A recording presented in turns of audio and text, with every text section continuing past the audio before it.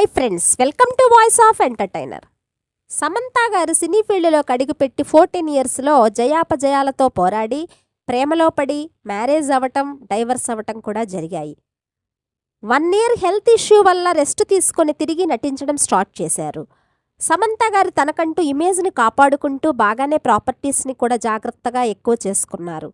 ఆస్తుల విషయంలో ఎంతో కేర్గా ఉంటారు. వాణిజ్య వ్యాపార ప్రకటనల ద్వారా చాలా ఆస్తిని పోగేశారు. ఒక్కో మూవీకి 3 to 4 crores తీసుకొని వాటిని రియల్ ఎస్టేట్లో ఇన్వెస్ట్ చేస్తారు. అలాగే ఫ్యాషన్ రంగంలో సొంతంగా లేబుల్తో ముందుకు దూసుకుపోతున్నారు. కార్స్ అంటే మహాపిచ్చి.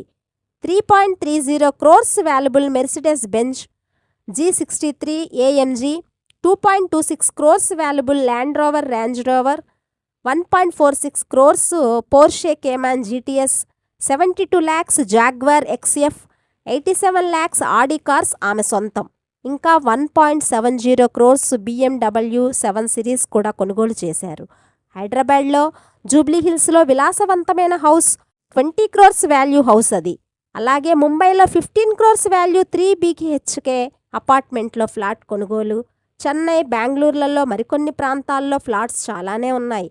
లక్షల విలువైన చేసిన లూయిస్ విట్టన్, గూచీ, షానల్ వంటి హై ఎండ్ బ్రాండ్లకు సంబంధించిన వస్తువులను కొనుగోలు చేస్తారు. లగ్జరీ వాచెస్, జ్యువెలర్స్ కూడా ఆమె సొంతం. ఓన్ ఫ్యాషన్ లేబుల్ సాకీని 2020లో స్టార్ట్ చేసి ఇండియా సంస్థల ఇన్వెస్ట్తో కామర్స్లోకి కూడా ప్రవేశించారు. ఓన్గా బ్యానర్ని స్థాపించి బంగారం అనే మూవీని కూడా స్టార్ట్ చేశారు. సో ఫ్రెండ్స్, వీడియో నచ్చితే సబ్స్క్రైబ్ చేయండి. Thank you.